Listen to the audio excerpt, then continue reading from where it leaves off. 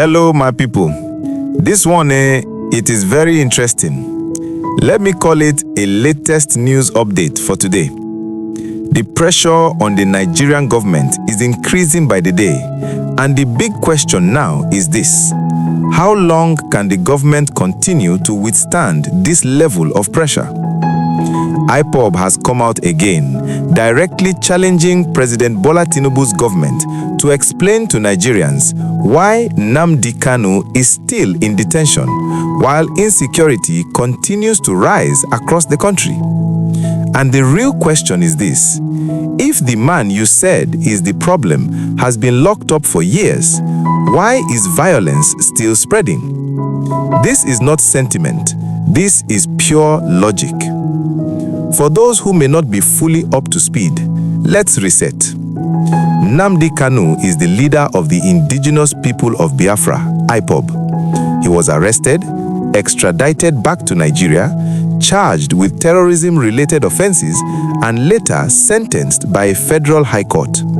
Since then, the federal government has maintained one position: that Kanu's detention is necessary for national security. But IPOB is now saying, okay, if that is true, explain to Nigerians why insecurity has not reduced. And that question is not coming from emotions, it's coming from real events on the ground. IPOB's core argument. According to IPOB, the government has failed to show a direct connection between Nnamdi Kanu's detention and improved security.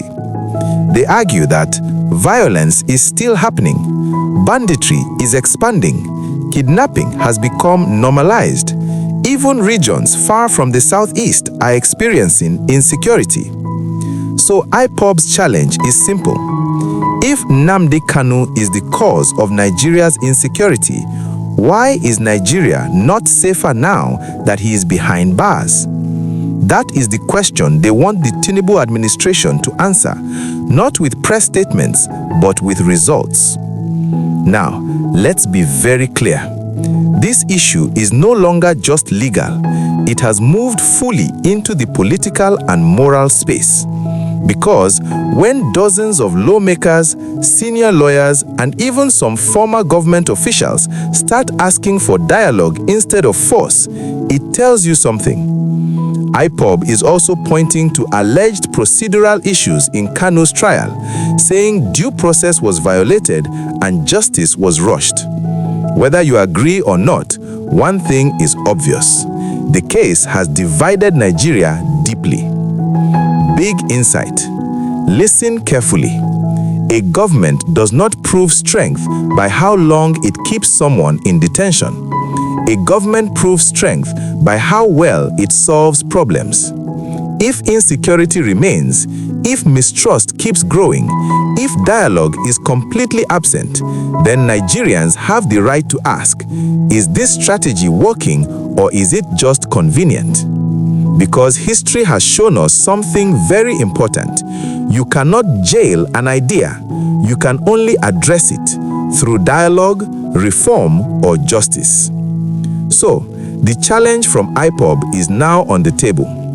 President Tinubu's government has two options: continue with a hardline approach and manage the consequences, or open a political solution that looks beyond courtrooms and prison walls. This is not about liking Nnamdi Kanu or hating him. It's about whether Nigeria is becoming safer or not. And that is a question every Nigerian, regardless of tribe or region, should care about. If you want more clear-headed analysis without noise or propaganda, make sure you subscribe, like this video, and share your thoughts in the comments. My people, we go talk again. This is African Focus Reports. News the way you like it.